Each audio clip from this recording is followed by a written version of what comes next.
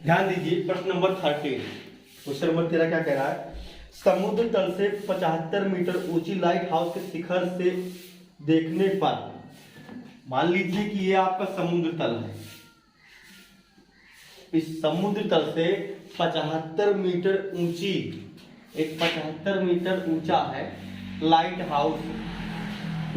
House है के शिखर से देखने पर दो समुद्री जहाजों के अनुमान कोण क्रमशः 30-45 है। मान लीजिए कि ये हमारा एक लाइट हाउस है, इसके शिखर से देखने पर दो जहाज है, एक जहाज ये है, एक जहाज ये है, एक जहाज ये है और एक जहाज ये है। तो दोनों के अनुमान कोण क्रमशः 30-45 है। मतलब अगर इसका 30 अंश है, अगर इसका अवनमन कोण, ध्यान दो, अवनमन कोण मतलब होता है ऊपर से नीचे देखने पर। अवनमन कोण मतलब होता है ऊपर से नीचे देखने पर। तो ये कोण 30 अंश है और ये 45 है। ध्यान दो लड़के, ये इतना कोण छोटा वाला 30 अंश है और बड़ा वाला 45 है। तो अगर ये 30 है, ये 30 है तो यह भी 30 होगा। एकांतर कोण बराबर होते हैं। देखो ये इसके समांतर है।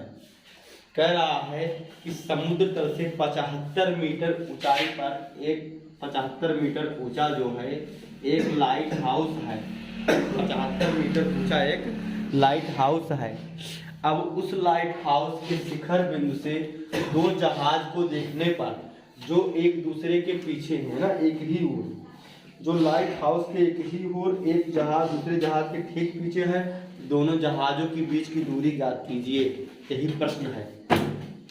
लड़के ध्यान दो, एक लाइट हाउस है 75 मीटर ऊंचा, उसके शिखर से दो जहाजों को देखने पर जो कोण बनते हैं क्रमशः 30 और 45 बनते हैं। यह 30 है तो यह भी 30 होगा, यह 45 है लड़के तो यह भी 45 होगा। एकांतर कोण बराबर होता है। एकांतर किसे कहते हैं? अगर दो रेखाएं समांतर हो, तीसरी काट दे तो यह कोण इसके बराबर होता है। इसी को एकांतर कहते हैं लड़के, इसी को एकांतर कहते हैं। ध्यान दीजिए आप लोग, हमसे यह दूरी पूछा है, दोनों नाव के बीच की दूरी पूछा है। ये दोनों नाव के बीच की दूरी पूछा है, ठीक है। तो हम वैसे लिखेंगे, बोर्ड में कैसे लिखेंगे? मान लिया ए बी कोई लाइट हाउस है जिसके शिखर बिंदु बी से समुद्र तल पर चल रहे दो जहाजों सी व डी के क्रमशः अवनमन कोण 30 व 45 हैं। हमें दोनों जहाजों के बीच की दूरी सी डी बराबर x बराबर ज्ञात करना है। सी डी बराबर x मान ले, उसी को ज्ञात करना है। हमको सी डी बराबर x उसको ज्ञात करना है, ठीक है। तो लिखेंगे सबसे पहले, ध्यान दीजिए, सबसे पहले यह दूरी निकाल लेंगे लड़के यहाँ से। तो लिखेंगे समकोण त्रिभुज। आप लोग लिखेंगे बाबू, ध्यान दीजिए, समकोण त्रिभुज, समकोण त्रिभुज, इसका नाम बनेगा BAD। BAD में समकोण त्रिभुज, BAD में समकोण त्रिभुज BAD में। ध्यान दीजिए, जो ना पता हो लड़के, ध्यान दो, इसको ऊपर, जो पता हो उसको नीचे। कौन सा थीटा लगा? ध्यान दीजिए, थीटा के सामने वाली भुजा को कहते हैं लंब, 90 के सामने वाले को कहते हैं कर्ण, जो बचा उसे कहते हैं आधार। ध्यान दीजिए, जो ना पता हो लड़के उसी को ऊपर लिखते हैं, जो पता होता है उसे नीचे लिखते हैं। थीटा के सामने वाले को लंब, 90 के सामने वाले को कर्ण, जो बच गया उसे आधार कहते हैं। जो बच गया उसे आधार कहते हैं। ध्यान दो लड़के। तो DA यहाँ से निकाल लेंगे। हम क्या लिख रहे हैं? ध्यान दो लड़के, हम लिख रहे हैं DA हमारा आधार है और 75 हमारा लंब है। तो आधार बटे लंब हम लिख दिए लड़के, आधार बटे लंब। ध्यान दो, DA हमारा आधार है और 75 हमारा लंब है। इधर देखो लड़के, इधर देखो ध्यान। तो आधार बटे लंब कौन सा थीटा? कॉट थीटा, कॉट 45 अंश लिख देंगे, समझ लो लड़के। अब इसको हटा देंगे, ये हो गया तो यहाँ पे बराबर लगा देंगे, ठीक। ठीक है। कॉट 75 कॉट 45 का मान 1, इसका इससे गुणा हो जाएगा तो DA बराबर आ जाएगा 75 मीटर।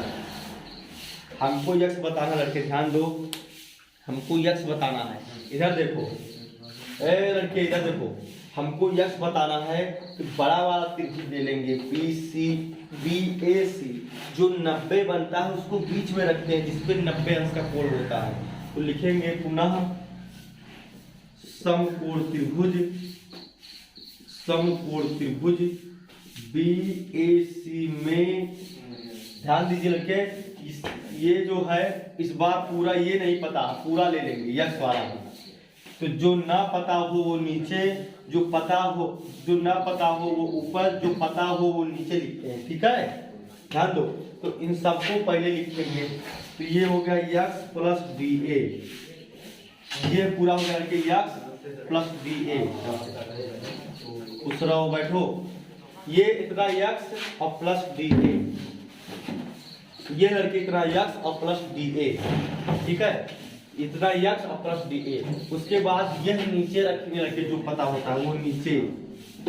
ध्यान दीजिए आप लोग, हम क्या लिख दिए हैं, थीटा के सामने लंब, 90 के सामने कर्ण, जो बचा वो आधार। हमको यक्स निकालना था, इसको ऊपर रख दिए, हमको ये पता था उसको नीचे रख दिए हैं। तो ध्यान दीजिए आप लोग, ये पूरा आधार है, क्या है, आधार है, ये पूरा लंब है। थीटा के सामने लंब, 90 के सामने कर्ण, जो बचा वो आधार। ध्यान रखिए, जो बचा वो आधार। देखो अब यहाँ पे हम कौन सा थीटा ले लेंगे, हम देखिए पहले आधार ले लिए हैं, उसके बाद लंब ले लिए हैं। तो आधार बटे लंब कॉट थीटा, कौन सा थीटा, कॉट थीटा। तो यहाँ पे लिखेंगे कॉट 30, और कॉट 30 का वैल्यू सबको याद होना चाहिए। कॉट 30 का वैल्यू क्या होता है, √3। इसके बाद यहाँ पर जो है फिर से लिख रहे हैं, ध्यान दो, देखो लड़के ये दिख रहा है वहाँ पर, हाँ, कॉट 30 का वैल्यू जो है लिखेंगे √3, कॉट 30 का वैल्यू लिख देंगे √3। अब इस तरह से इसका ऐसे गुणा हो जाएगा, इसका क्या हो जाएगा, ऐसे पीछे गुणा हो जाएगा, और DA का मान रख देंगे 75। तो हो जाएगा कि यक्स प्लस 75, इसका इससे गुणा हो जाएगा 75√3, ठीक है। ये प्लस है लड़के, इधर जाएगा बस माइनस हो जाएगा। ये 75 प्लस है, इधर जाएगा बस माइनस हो जाएगा।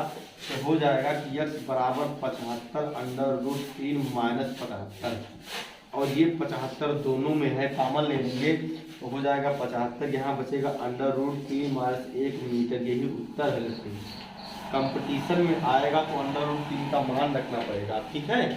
आप चाहो तो इसको ऐसे भी लिख सकते हो कि 75√3 का मान 1.732 माइनस 1, उसको जब 1 घटाओगे बस यही बच जाएगा पूरे 0.732, ठीक है।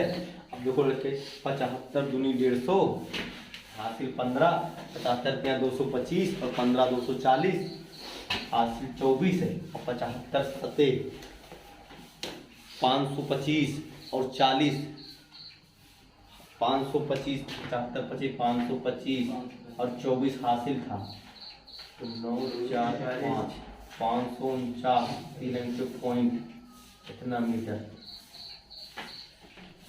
ठीक है। समझ आ गया है, लिख लो आप लोग। धन्यवाद।